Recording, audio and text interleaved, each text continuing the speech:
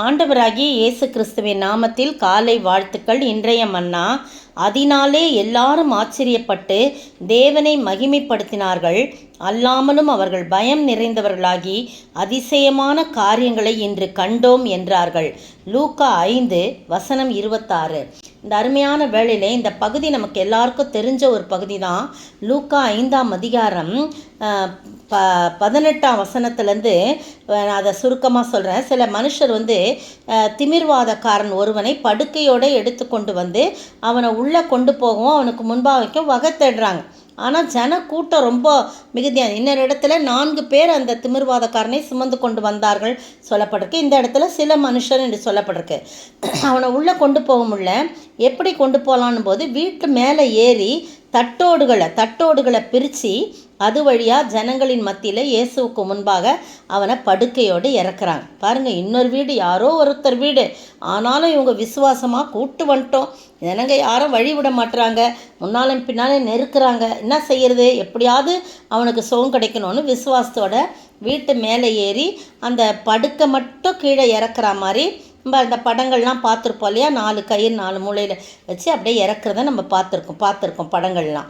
அப்படியாக அவனை இறக்கி இயேசுக்கு முன்பாக படுக்கையோடு இறக்குறாங்க. அவர்களுடைய விசுவாசத்தை கண்டு அவர் என்ன பண்ணுறார், திமிர்வாதக்காரனை நோக்கி, மனுஷனே, உன் பாவங்கள் உனக்கு மன்னிக்கப்பட்டதுன்னு சொல்கிறார். உடனே பிடிச்சிக்கிட்டாங்க இந்த வேத பாரகரும் பரிசேயரும். யோசனை பண்ணி, இவன் என்ன தேவ தூஷணம் சொல்கிறான், இவன் யார்? தேவன் அன்றி ஒருவரும் பாவங்களை மன்னிக்கத்தக்கவர் யாருமே கிடையாது. இவன் என்ன சாதாரண ஒரு இதில் தச்சன்கிட்ட பிறந்தான், அப்படி இப்படிலாம் நிறையா அவங்க யோசித்துக்கிட்டு அவர்களுடைய சிந்தனைகளை அறிந்து அவர்களை நோக்கி, ஆண்டர் பாருங்க, சிந்தனைகளை கூட அறிகிற தேவன், இருதயத்தின் நினைவுகளை அறிகிற தேவன். உடனே சொல்கிறாரு, இருதயங்களிலே நீங்கள் இப்படி சிந்திக்கிறது என்ன? உன் பாவங்கள் உனக்கு மன்னிக்கப்பட்டது என்று சொல்வதோ, எழுந்து நட என்று சொல்வதோ எது எளிது? பூமியிலே பாவங்களை மன்னிக்க மனுஷகுமாரனுக்கு அதிகாரம் உண்டு என்பதை நீங்கள் அறிய வேண்டும் என்று சொல்லி திமிர்வாதக்காரனை நோக்கி, நீ எழுந்து உன் படுக்கையை எடுத்துக்கொண்டு உன் வீட்டுக்கு போ என்று உனக்கு சொல்லுகிறேன் என்றார். ஒரு கட்டளை கொடுக்குறார். பார்த்தீங்களா? திமிர்வாதக்காரனை நோக்கி பாவங்களை மன்னிச்சிட்டாரு. அதுக்கு பிறகு என்ன பண்ணுறாரு, நீ படுக்கையை எடுத்துக்கொண்டு உன் வீட்டுக்கு போ என்று உனக்கு சொல்லுகிறேன். உடனே அவன் அவர்களுக்கு முன்பாக தன் படுக்கை எடுத்துக்கொண்டு தேவனை மகிமைப்படுத்தி தன் வீட்டுக்கு போனான். அந்த இடத்துல தேவனை மகிமைப்படுத்துகிறான். அதனால் எல்லாரும் ஆச்சரியப்பட்டு தேவனை மகிமைப்படுத்தினார்கள். அல்லாமலும் அவர்கள் பயம் வேற வருது, என்ன ஒரு இப்படிப்பட்ட ஒரு அதிசயமான காரியங்களை என்று கண்டோமே அப்படின்னு சொல்லி காரியங்கள் சொல்கிறாங்க. ஆண்டவர் அதிசயமானவைகளை நாம் கண் பார்க்க செய்கிறோம். என்னுடைய வாழ்க்கையில் நிறைய அதிசயமான காரியத்தை அவர் செய்திருக்கார். என்னுடைய கற்பப்பையில் உள்ள கட்டிகள் 2 சுவர்களுக்கு இடையே இருந்த மல்டிபிள் சிஸ்டம் எந்த மருத்துவரும் கை வைக்காமையே அந்த சிஸ்ட் டிஸப்பியர் என்று சொல்லி வந்தது ரிசல்ட்டில். அது சொன்னால் பெரிய சாட்சி அது. அதனால் ஆண்டவர் அப்படியாய் அவர் உள்ளின் திரிங்களை ஆராய்ந்து அறிந்திருக்கிறவர், நம்முடைய சிந்தனைகளை அறிந்திருக்கிறவர். ஆனால் நம்முடைய வாழ்க்கையிலே அவர் அதிசயங்களை செய்கிற, ஆராய்ந்து முடியாத பெரிய காரியங்களும் எண்ணி முடியாத அதிசயங்களும் அவர் செய்ய வல்லவர். அதை பார்க்குறதுக்கு நமக்கு ஆச்சரியமாக இருக்கும்.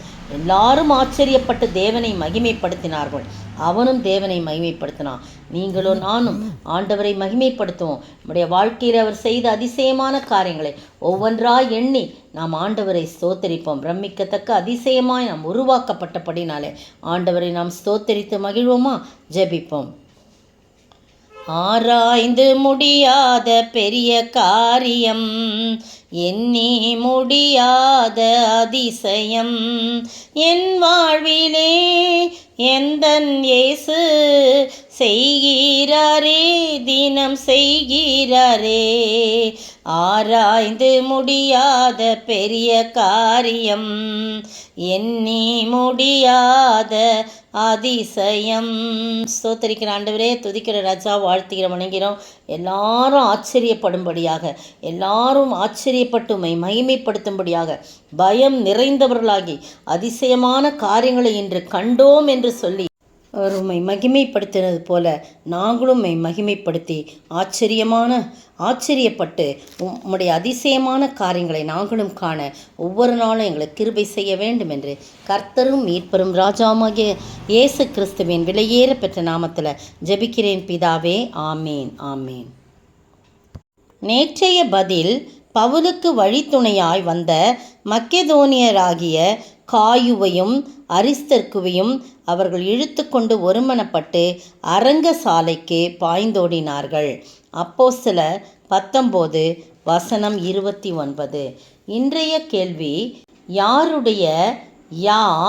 பெரியவள் என்று எத்தனை மணி நேரமளவும் சத்தமிட்டு கொண்டிருந்தார்கள்?